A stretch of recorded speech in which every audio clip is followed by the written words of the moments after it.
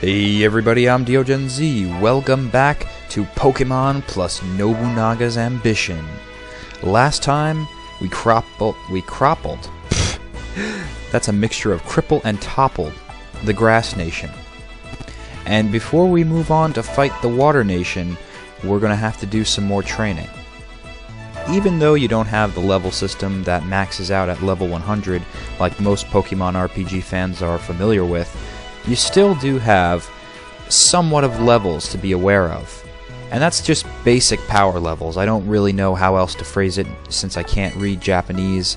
The power levels of your Pokemon. If you look up on the top screen, Eevee, for example, has 121, and my other constituents will have their own, dependent upon how much they do in battle. And really, it's how much they do in battle, not just if they attend a battle. So, Jigglypuff has a good amount. It's all dependent on how much the Pokemon achieves, how much they accomplish in dealing damage, how many flags are taken of an enemy, those kinds of things. And I'm not really sure if this gives us a healing item, or if we just get to nom nom nom on rice cakes.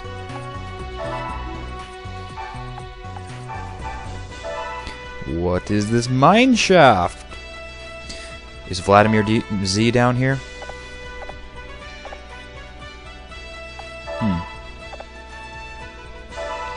One thing I'll have to say about the other areas you can go into, they don't appear that extensive. It's kind of a bummer too, because it would have been really interesting if each town you went to, each nation, I'm so used to thinking about everything in Pokemon being towns, but in Nobunaga's Ambition, we have ambition over entire nations of type preferences, because it's Fire Nation, Grass Nation, Water Nation, etc., etc., all of which use those types of Pokemon only. So we're going to see about powering up our team here so we can defeat the Water Nation that is coming up. But you can't really explore any of the areas besides the battlefields that you go on. There's nothing significantly different really about them. I mean, yes, besides the landscape, it's different on the overworld screen and things like that, but you can't really get a feel for what that place is all about. You can't do bonus mini-games with your Pokemon, they're just used as tools of war. Yep, Team Galactic would have a field day with this game. All you use Pokemon for is your samurai victories. You're too cowardice to fight yourselves, so you make your Pokemon do your bidding. Ah, I see how it is.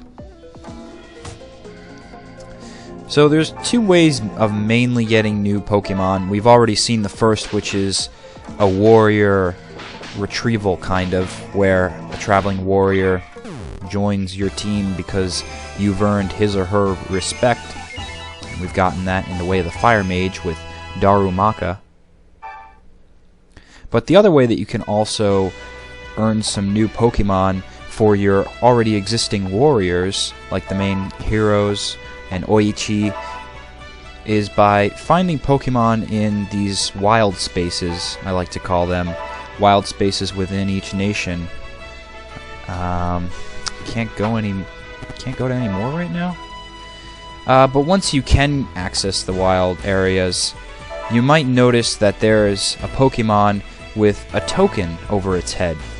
That token ranges from bronze to silver to gold to let you know how much of a chance you have of creating a link with that Pokemon. Here's the Water Nation's next, or here's our next challenge at the Water Nation, I should say. It's got some good levels, so we're going to keep training. But you form a link with the Pokemon, and you do that by hitting the button combination it throws at you. It's only pressing the A button. It's not like having to do a jump around your DS or anything of that nature. You just have to keep pressing A when glowing balls come at you on the touchscreen.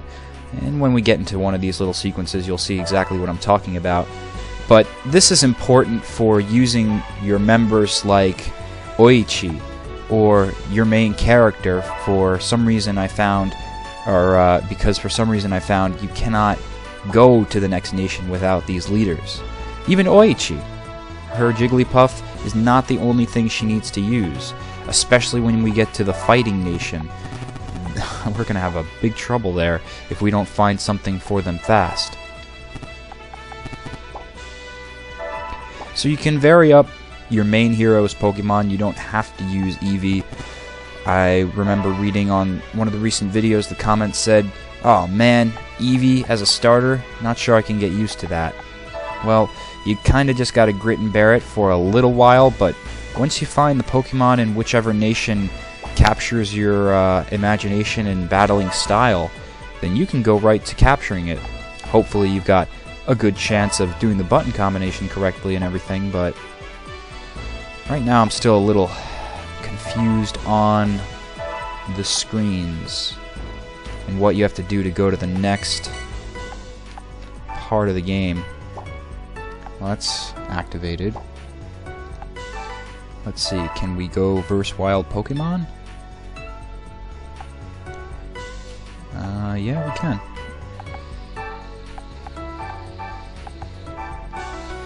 I don't think we're gonna need Jiggles. It's only one Katoni. Or Cottony. I was yelled at in the comments section for mispronouncing 5th gen names. You should be happy I remember the 5th gen names, if at all. And man, wouldn't it just be a kick in the face if that's not a Katoni? Couldn't imagine what it is. Oh well. I think what has to happen in order to keep battling on with your warriors after you get out of a fight, no matter how big or how little it is, your characters get tired, so you have to skip ahead a day.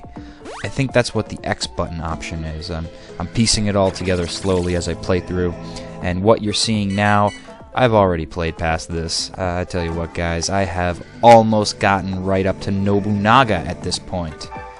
But you're only seeing this because I upload daily, and it's also a matter of editing. HD videos take longer to render. But it's good because I have a little bit more insight into how good the game is, and I'm happy to report it stays challenging and amusing the whole time. I'm really glad that this is another solid spin-off series, similar to how Mystery Dungeon went. When that first came out, I never had really been into dungeon crawlers, not that I fell in love with them there and continued on after Pokemon with more challenging ones that branched outside of the franchise.